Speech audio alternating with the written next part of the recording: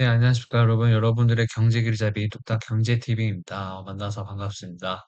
오늘 시장, 오늘이라 하면 이제 5월 18일 기준인데요. 이제 오늘 시장, 네, 정말 한마디로 정의하기 좀 많이 어려운 하루였습니다. 여러분들도 모니터링 하시면 아시겠지만, 이제 어, 외국인이 이제 매일같이 이제 조 단위로 이제 내다 팔기 시작을 했고, 근데 그럼에도 불구하고 반도체는 또 빨간불을 켜고 있는 상황입니다.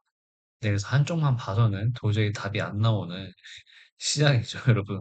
예, 코스피는 예, 장중 상승 전에 성공하나 싶더니 이제 오후 2시쯤이었나? 오후 2시쯤에 다시 꺾이게 되었고, 그리고 또 삼성과 SK하이닉스는 또 사상 뭐 최고가 부근에서 이제 예, 쫄깃한 등락을 반복하고 있었습니다. 예, 뭐 끝날 때까지 끝난 게 아니다. 요즘 시장을 가장 예, 잘 표현한 말이 아닐까 싶습니다, 여러분.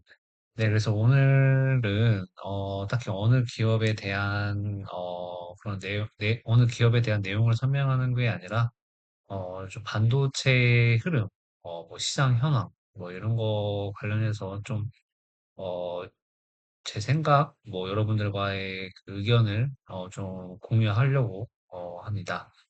그리고 뭐 반도체의 강세가 뭐 언제까지 이어질지, 그리고 뭐 흔들리는 이제 거시 환경 속에서 이제 우리는 어떻게 대응을 해야 할지, 이 두 가지 중심으로 깊이 한번 이야기를 나눠볼까 합니다, 여러분. 네. 어, 먼저 이제 시작하기에 앞서서 먼저 구독과 좋아요, 알림 설정까지 부탁드리겠습니다. 네. 그래야 제가 좀 많이 힘이 날 것 같습니다, 여러분. 네. 그러면 시작하도록 하겠습니다. 예, 일단 첫 번째 페이지는 시장 현황, 조 단위의 외국인 매도와 반도체의 나홀로 강세라는 주제인데요. 아까 제가 앞서 말씀드렸다시피 한쪽만 봐서 안 되는 시장입니다. 예. 외국인은 매일같이 조 단위로 팔고 있고 반도체는 네, 빨간 불이잖아요. 지금 PPT에 보시는 이 시소가 이제 오늘 시장의 모습입니다. 네, 한쪽에는 이제 외국인 매도가 무려 8 거래일 연속 조 단위로 이제 출회가 되고 있으며 시장을 짓누르고 있습니다. 근데 반대쪽에서는 이제 반도체 섹터가 깃발을 들고 이제 홀로 버티고 있습니다. 삼성전자는 이제 장중 2에서 3%대 상승을 보였지만 오후 2시 이후 살짝 꺾이는 모습이 나왔었고요. 그리고 코스피도 이제 장중 상승 전에 성공했다가 다시 이제 하락에 전환하는 변동성을 보여줬었습니다. 네, 오늘 장중 반등이 좀 약간 가능했던 핵심 변수는 예, 여기 오른쪽 상단에 정치 사회적 변수인 이재명 대통령과 이제 법원이 삼성전자 파업과 관련해서 이제 브레이크를 거는 듯한 발언을 내놓았다는 점입니다. 네, 그야말로 이제 끝날 때까지 끝난 게 아니다. 이런 쫄깃한 장세가 이어지고 있습니다. 네, 문제는 이 강세가 시장 전체의 강세가 아니라는 점입니다, 여러분. 네, 극심한 양극화가 진행되고 있는데요. 보통은 이제 시장이 흔들리면 이제 가장 많이 오른 종목에서 차익 실현이 먼저 나오는데 지금은 정반대입니다. 외국인이 빠져나가는데도 이제 반도체가 가장 잘 버티고 있죠. 이유는 명확합니다. 전망이 가장 좋고 밸류에이션도 비싸지 않기 때문에 자금이 반도체에 머무는 것입니다. 반면 그 외 종목들은 예, 하락 종목 수가 압도적으로 많고 그리고 이제 반등도 거의 나타나지 않습니다. 예, 체감상 굉장히 아픈 상황이죠. 오를 때는 반도체가 오르고 예, 내려갈 때는 다 같이 내리는 전형적인 부익부 빈익빈 그런 시장이라 보시면 될 것 같습니다. 예, 또 이제 이런 와중에 이때 어, 월가, 월가에서 이제 반도체 섹터에 대한 매우 긍정적인 전망을 쏟아냈는데요. 특히 JP모건과 노무라 증권이 공통적으로 던진 메시지가 있습니다. 핵심은 이겁니다. 예, 메모리 기업들을 더 이상 경기 순환 사이클주가 아니라 예, 구조적 스트럭처럴 크로스, 구조적 상장주로 이제 봐야 한다. 성장주로 봐야 한다는 것이죠. 그래서 과거 반도체주는 화면 왼쪽처럼 스프링처럼 출렁이는 순환주였다면 이제 오르면 언젠가 다시 내려가겠지라는 두려움이 항상 따라다녔다면 이제는 이제 오른쪽 화살표처럼 기업 가치와 주가가 그대로 유지될 수 있다는 기대감이 커지고 있습니다, 여러분. 네, 그 근거가 바로 이제 LTA, Long Term Agreement, 즉 장기 공급 계약인데요. 이제 과거에는 이제 EPS 성장률 수치 자체에 집중을 했다면, 이제 JP 모건이 제시한 새로운 기준은 이제 장기 공급 계약 체결 여부를 주목해서 보라는 겁니다. 이게 곧 근본적인 재평가 리레이팅인데요. 즉, 기존의 할인된 밸류에이션에서 벗어나는 트리거가 될 수 있다는 겁니다. 네, 대표적인 사례가, 여러분 알다시피 이제 TSMC잖아요. 네, TSMC가 과거 애플과 장기 공급 계약을 체결한 시점부터 이제 시장은 TSMC의 PER 17배라는 높은 멀티플을 부여하기 시작했거든요. 근데 예, 그리고 이제 한국 메모리 기업들도 이런 경로를 따라갈 수 있다는 게 이제 셀 사이드의 논리라고 보시면 될 것 같습니다. 네, 그래서 LTA가 왜 그렇게 중요할까요? 네, 답은 이제 어닝 가시성입니다. 네, 마이크로소프트는 3년, 구글은 5년에 연장 옵션까지 붙은 형태로 일반적으로 3에서 5년치 공급 물량을 확장하는 장기 계약이 체결되고 있습니다. 컨베이어 벨트 위 이제 박스들처럼 이제 파이프라인에 들어오는 물량이 눈에 보이기 시작하는 거죠. 그래서 백로그가 쌓이기 때문에 이제 이익의 실체가 확보가 되고 있습니다. 이건 과거 소프트웨어 이제 회사들이 이제 높은 밸류에이션을 받았던 이와 정확히 같은 구조이고요. 그래서 이 셀 사이드 시각에서는 이제 구조적으로 네, 가시성이 좋아졌으니 밸류에이션 멀티플을 상향해야 한다는 논리가 전개되고 있는 것입니다.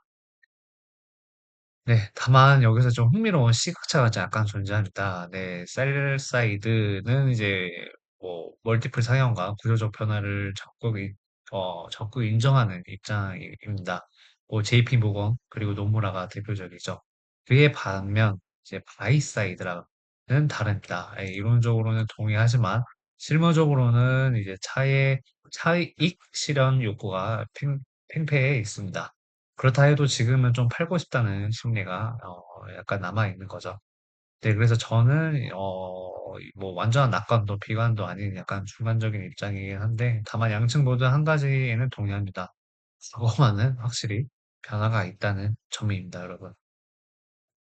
네, 그래서 이런 변화를 압축적으로 보여주는 것이 이제 평가 속도의 진화입니다. 예, 과거에 이제 반도체는 이제 순환성 중시였다면은 네, 현재 반도체는 이제 상전 벽해라고 보시면 되겠는데요. 일단 과거의 반도체 범용 디램과 낸드의 수요 변동성이 극심해서 이제 가격의 출렁이었고 불과 몇 년 전만 해도 하이닉스 대규모 적자를 기록할 정도였잖아요. 그래서 PER보다는 역사적 PBR 밴드의 하한과 상한을 놓고 평가를 했었습니다. 네, 근데 현재 반도체는 이제 2025년, 2026년 어마어마한 실적, 창출 구조가 보이기 시작했고, 그리고 이제 롱텀 어그리먼트 덕분에 예측 가능한 이익 가시성도 확보가 됐습니다. 이제는 극심한 순환을 가정한 이제 PBR 잣대에서 벗어나 이제 PER, 주가 수익 비율을 감안한 시점으로 이제 한 것으로 보시면 될 것 같습니다. 네, 그렇다고 또 이제 PER만 보고 가면 안 됩니다. 예. 2028년 리스크도 분명히 한다고 합니다. 2027년 컨센서스까지는 이제 삼성전자, 하이닉스가 20에서 30% 추가 성장하는 그림이 나온다. 근데 2028년 컨센서스는 오히려 마이너스 이제 역성장으로 전환되는 수치가 존재하는데요. 식사점은 두 가지입니다. 첫 번째는 LTA, 장기 공급 계약의 한계인데요. 수익 가시성은 좋아졌지만 언제든 변동될 수 있어서 무조건 PER만 볼 수는 없습니다. 둘째, 2027년까지 고성장하더라도 2028년에 꺾이는 수치가 분명히 한다는 점이죠. 그래서 결론은 반도체 특유의 순항성을 완전히 배제하고 평가할 수 없다는 이제 신중론입니다, 여러분. 네, 다음은 이제 단기적으로 매우 중요한 변수입니다. 바로 이제 삼성전자 파업 이슈죠. 요즘 아주 핫한 이슈인데, 네, 이제 오늘 이재명 대통령이 이제 발언과 법원의 제동 등으로 파업을 진행하더라도 이제 공장 자체는 정상 가동될 분위기로 보입니다. 하지만 진짜 문제는 이제 노조의 요구사항이죠. 네, 영업이익 배분 요구율을 비교를 해보면 SK하이닉스는 10% 선에서 이미 타결이 됐고, 예, 삼성전자 노조 15%를 요구하고 있습니다. 예, 참고로 현대중공업은 이제 30% 수준까지 갔었는데, 예, 갔는데 이제 이는 대단히 큰 수치잖아요. 영업이익의 15% 요구하는 수준을 기업 실적 펀더멘탈에 직접적으로 이제 거대한 타격을 줄 수 있는 규모입니다. 네, 이걸 뭐 지수로 환산하면 충격이 더 명확히 보이게 되는데요. 이제 올해 코스피 ROE 전망치가 약 23%까지 올라와 있는 상태인데 여기서 15에서 20%가 노조목으로 빠진다고 가정해 보세요. 이걸 지수로 환산하면 코스피 700에서 1000포인트의 하락 압력으로 환산됩니다. 결코 이거는 작은 수치가 아닙니다, 여러분. 여기에 정책 역행 리스크도 있습니다. 정부가 강력하게 드라이브를 걸어온 정책은 밸류업이었습니다. 그런데 이제 노조 측에 과도한 요구가 이제 코스피, 코스닥 기업 전반으로 확산된다면 시장 전체가 리레이팅이 아니라 이제 디레이팅으로 갈 수 있습니다. 협상 결과를 보면서 이제 판단할 필요가 있는 부분입니다, 여러분. 음, 네, 이제 시야를 좀 약간 거시적인 관점으로 한번 넓혀 보도록 하겠습니다. 네, 지금 시장의 모습은 마치 반도체라는 이제 스포츠카를 타고 이제 살 얼음판을 뭐 뛰어간다라고 보시면 될 것 같습니다. 네, 미국 2년물, 10년물, 30년물 국채 금리가 이제 모두 중요한 저항선을 동반 상방 돌파했습니다. 10년물 금리는 4.5%를 돌파한 뒤 오늘 아침 4.63%까지 추가 상승을 했고요. 일본 30년물 국채 금리는 한때 2.8%까지 오르며 30년 만에 최고치를 기록했습니다. 유가도 함께 폭등 중입니다. WTI는 103달러, 브렌트유는 111달러 선을 지나가고 있고, 금요일 마감 이후에도 추가 상승세를 보여왔습니다. 여기서 이제 우리가 경계해야 할 역사적 대자비가 있습니다. 2007년의 기운인데요. 예, 2007년 서브프라임 사태를 한번 떠올려 보시길 바라겠습니다. 예, 글로벌 금융위기가 터지고 약 5개월 전 미국 10년물 금리는 4.5에서 4.6, 4.7% 이런 식으로 도화선을 따라 올라갔고 결국 큰 위기로 폭발을 했습니다. 현재 상황을 한번 리마인드 한번 해보십시오. 우리는 이미 4.5%를 돌파해서 4.63%에 와 있습니다. 임계치인 4.7%에 도달하면 매우 위험한 포지션으로 진입하는 것입니다. 수개월간 마지노선으로 보던 4.5%의 선이 허망하게 돌파됐다는 점, 그리고 과거의 위기 패턴이 그대로 재현될 수 있다는 점을 상당히 이제 경계해야 할 시점이지 않나 싶습니다. 네, 문제는 이게 이제 단기에 끝날 사이클이 아니라는 점입니다. 네, 흐름을 따라가 보면 이제 고효과로 인해 네, CPI, PPI 물가 지표 쇼크가 악화되고, 그리고 연준, 금리 인하 기대는 소멸, 오히려 인상 확률이 높아지고, 그리고 미국 정부는 천문학적 재정 적자를 메우기 위해 국채를 계속 발행해야 하고, 그 결과 구조적인 국채 수익률 추가 상승 압력이 발생합니다. 그리고 다시 첫 단계로 돌아가는 이제 악순환이 반복이 되는 거죠. 여기에 이제 트럼프의 이제 원빅 액트 같은 패키지 딜 푸시까지 더해지면서 미국 정부는 지속적으로 돈을 써야 하는 상황에 직면이 된 거죠. 네, 뭐 단기간 뭐 3에서 6개월 내에 뭐 타결 가능성이 희박한 예, 장기 고착화 우려가 극심한 국면입니다, 여러분. 예, 그리고 이제 거시 리스크 중 이제 가장 변동성이 큰 변수가 이제 중동 지정학 이슈인데요. 네. 트럼프 측은 이제 강경 일변도이잖아요. 이란 뭐 인프라 타격을 선언했고 핵 협상에는 20년 제한을 요구하고 있고 시간이 얼마 남지 않았다라는 뭐 SNS 이제 언론 SNS 경고까지 내놨습니다. 뭐 이란 측은 당연히 뭐 협상은 하되 타협은 없다 이런 입장이고 핵 협상 5년 제한을 요구하면서 사실상 뭐 전쟁 전과 입장 변화가 없는 상태이죠. 근데 이번에 트럼프 대통령이 이제 백악관 안보팀 회의를 열어 군사행동 옵션을 논의할 예정이고, 네, 네타냐후 총리와의 통화로 재충돌 시나리오가 부상하고 있습니다. 특히 인프라 공격이 현실화되면 호르무즈 해협 봉쇄가 풀리더라도 유가 급등세가 장기화될 리스크가 있습니다. 네, 그리고 이제 마지막 거시 리스크는 이제 일본 엔켄리 자금 청산입니다. 한마디로 뭐 시한폭탄이죠. 일본 30년물 금리가 사상 최초로 4%대를 돌파를 했습니다. 문제는 이제 과거 제로 금리 시절 이제 코인 주식 등으로 유출됐던 일본 기관 투자자들의 해외 운용 자산이 7조 달러. 이게 원화로 환산하면요. 1경 5천조 원 정도 된다고 합니다. 그래서 약 1경 5천조 원에 달한다는 점이고요. 이 자금이 일본 금리 상승으로 이제 본국에 서서히 귀환하면 글로벌 자산 시장은 이제 골병이 들 가능성이 큽니다.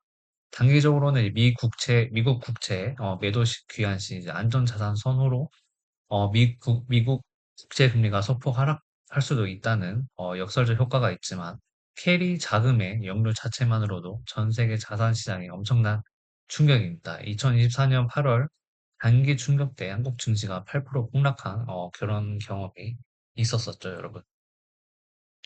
네, 자, 그럼 이제 이런 매크로 위기 속에서 우리는 어떻게 대응을 해야 될까요, 여러분? 네, 전략은 명확합니다. 갈림길 앞에서 한쪽 길을 골라야 하지 않겠습니까? 네, 왼쪽 보면은 이제 이익 기반 분석 가리기. 네, 실제와 이제 이익이 확실한 AI 핵심 밸류 체인은 보유 유지 가능합니다.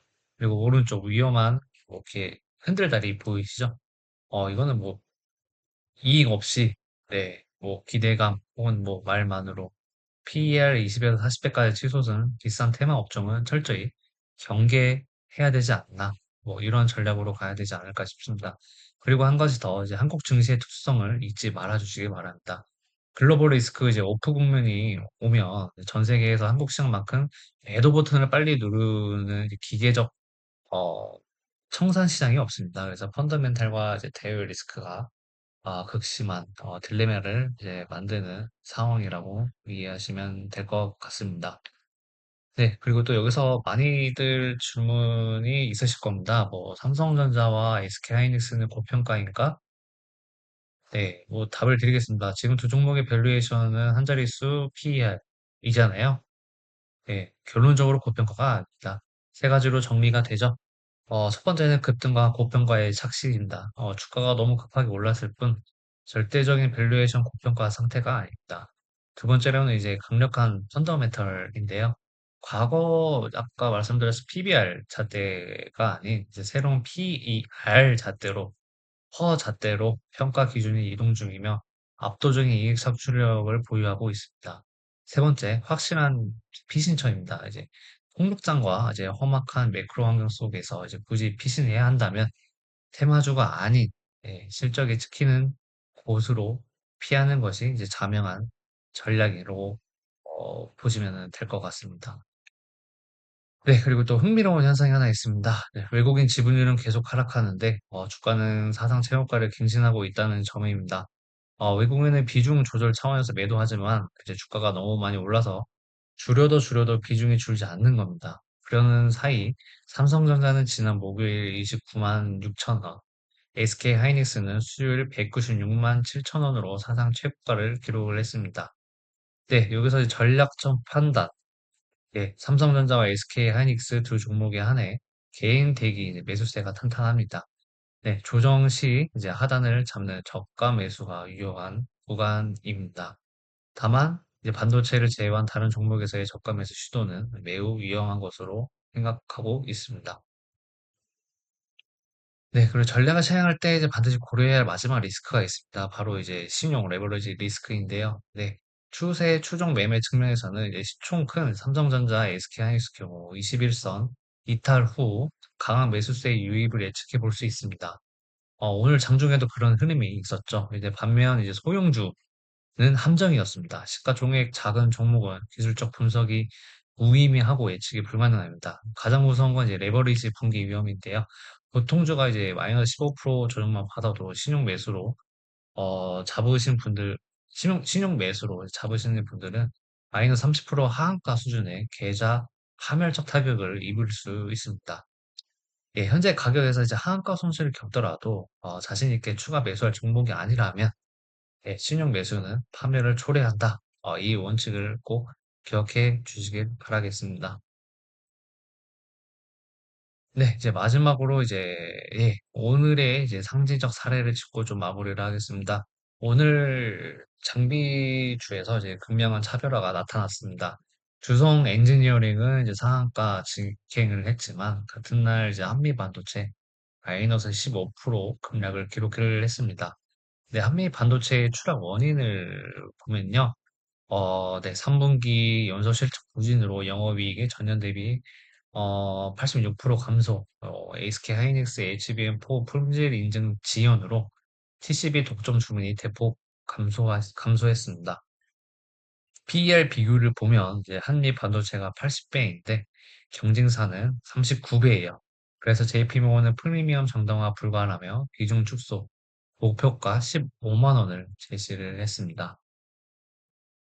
네. 이렇게 마무리가 됐는데요. 그래서 오늘까지의 내용을 좀 한 문장으로 정리를 한번 해보겠습니다. 네. 이제 극심한 변동성과 거시 리스크 속에서도, 결국 실적과 이제 펀더멘탈이 확실한 곳, 즉, 한자릿수 이제 PER에 삼성전자, SK하이닉스 같은 AI 핵심 밸류 체인에 머무는 것이 가장 안전적인 필신처이다. 이익 없이 기대감으로 오른 고PER 테마주, 고PER 테마주입니다. 고PER 테마주는 철저히 경계를 해야 되지 않나. 네, 그렇게 생각을 하고 있습니다. 그래서 조금 풀어서 정리하면 세 가지 메시지를 여러분들께 좀 전달드릴 수 있을 것 같은데요. 첫 번째는 이제 반도체는 이제 구조적으로 달라졌지만, 이제 맹신은 금물, 네. 아까도 앞서 말씀드렸다시피 LTA 장기 공급 계약이 이제 원인 가시성으로 합도가 되면 이제 과거 네, 순환주, PBR 잣대였죠. 그리고 구조적 성장주의 PER 잣대죠. 또 재평가가 이제 진행 중입니다. 다만 이제 2028년 역성장 컨센서스가 존재하므로 순환성을 완전히 배제할 수는 없습니다. 그리고 두 번째는 이제 거시 환경 고정의 관점에서 보면 이제 완전 이제 살 얼음판이다. 예, 미국 뭐 10년물 금리 뭐 4.63%였나요? 3.63%? 그리고 WTI 103달러, 그리고 네, 일본 30년물 4% 돌파, 그리고 뭐, 엔리케, 뭐, 청산, 그런 이슈들이 있지 않았습니까? 그리고 또 중동 지정학적 리스크, 그리고, 삼성전자 노조, 뭐 이런 리스크, 근데 이제 어느 하나 가벼운 건 없다. 이렇게 보시면 될 것 같고요. 그래서 실행 전략은 단순합니다. 삼성전자, SK하이닉스 이제 뭐 한정부 조정되면은 저가에서 매수하는 게 저가 이제 매수를 해야 되고요. 그리고 이제 반도체 외의 종목에 이제 저가 매수, 뭐 PER 뭐 20에서 40배 테마주, 뭐 신용 매수 이런 건 약간 피해 주셔야 되지 않을까 싶습니다. 그래서 한가를 맞아도 그냥 자신 있게 뭐 추가 매수할 수 있는 종목인가? 아니라면 손대지 말아 주시면 손을 안 대는 게 나을 것 같습니다, 여러분들. 그래서 한마디로 이제 피할 곳은 실적에 찍히는 곳이다가 이제 저의 결론입니다, 여러분. 네. 네, 여기까지 이제 제가 좀 약간 오늘 장이 너무 변동성이 많아서 일단 제 생각을 좀 짜르르르 나열을 했었고요. 그리고 이런 제 생각과 그리고 제가 주로 한국경제TV를 주로 자주 보고 있습니다. 한국경제TV를 보면서 한국경제TV의 의견과 플러스 저의 의견, 네, 이렇게 해서 여러분들께 좀 내용을 좀 전달 드렸는데, 어, 네, 뭐, 저도 뭐 많이 부족하긴 합니다. 네, 여러분들의 의견도 댓글로 남겨주시면 감사드리겠고요. 그리고 이제 구독과 좋아요 한 번만 눌러주시면은 감사드리겠습니다, 여러분. 네, 지금까지 이제 뚝딱 김리TV였습니다. 다음 시간에는 좀 더 좋은 주제로 들고 오도록 하겠습니다. 네, 감사합니다.